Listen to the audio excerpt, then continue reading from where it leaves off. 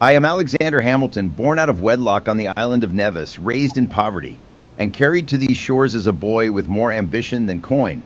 I served as Washington's aide through the Revolution, fought at Yorktown, and helped craft the Constitution you now debate. As the nation's first Secretary of the Treasury, I forged a national revenue, a funded debt, and a bank to bind the states in prosperity rather than jealousy. My pen never rests, my ledger never lies, and I measure every policy by one yardstick. Will it give this fragile republic the strength and credit to survive among the powers of the earth? It's also my understanding that you were critical in authoring the Federalist Papers along with John Jay and James Madison. Can you tell me about the Federalist Papers and why you wrote them? Fred, picture the Union in 1787, 13 quarreling republics, each coining its own money, taxing its neighbors' goods, and helpless to pay the veterans of the late war. To rescue the country from that chaos, I recruited two allies, John Jay, a diplomat of cool judgment, and James Madison, a scholar of republics. And together we wrote 85 newspaper essays under the shared name Publius.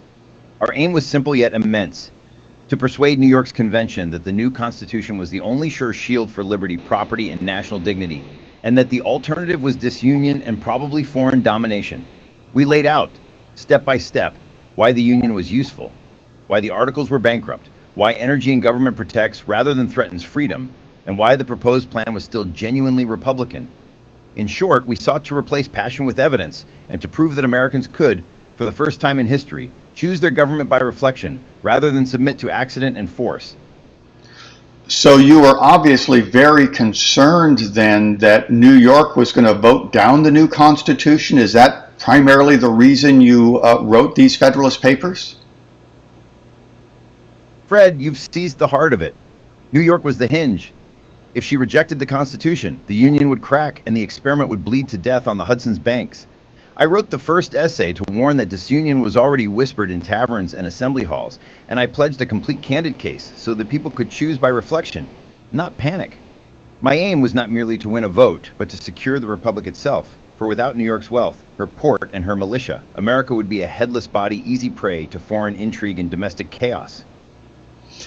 I'm assuming there were some opposing voices to you, perhaps in these newspapers as well. Can you comment on that?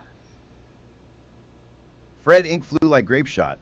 Within days of my first essay, pamphlets signed Cato, and Brutus warned that the plan would strangle liberty and spawn a distant tyranny. Letters to the Independent Journal called us monarchists in disguise. I welcomed the fire, for a free press is the forge of truth, yet I cautioned readers that loud champions of the people often end its worst enemies. My task, therefore, was to replace clamor with evidence, and to prove that the Constitution, though imperfect, was the surest shield against both foreign power and domestic chaos. So can you summarize Federalist number 1 for me? I guess that was the opening salvo, and what were the points you wanted to get across in Federalist number 1? Fred, Federalist number 1 is my trumpet blast to wake the country. We stand at a fork where we can either choose a strong, workable union by calm reflection or drift into weakness, disunion, and probably foreign domination by accident and force.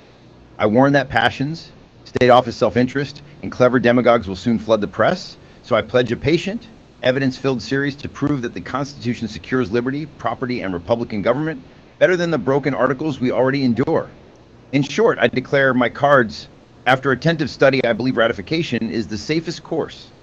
Then invite every fair reader to weigh the coming arguments and decide whether Americans can vindicate the Enlightenment dream of governing themselves by reason rather than by fear. But you had to understand the opposition that a strong federal government could usurp the powers of the states or the colonies and thus lead to another monarchy, essentially. And I'm sure that was what their concern was. How did you address that? Fred, I meet that fear head on in number 1. I concede that many honest men dread a distant consolidating power, yet I remind them the real alternative is not the status quo, but disunion, which invites foreign meddling and internal war. I promise to show, step by step, that an energetic national government is still strictly Republican, and that only such vigor can protect state liberties from the greater tyranny of chaos and foreign dictate. In short, states will lose far more sovereignty under fragmentation than under a constitution that lets them share strength instead of inviting ruin. Wonderfully thoughtful, Mr. Hamilton. I think I'd like to go on and maybe speak with another author of the Federalist paper. May I talk with John Jay? One moment, please.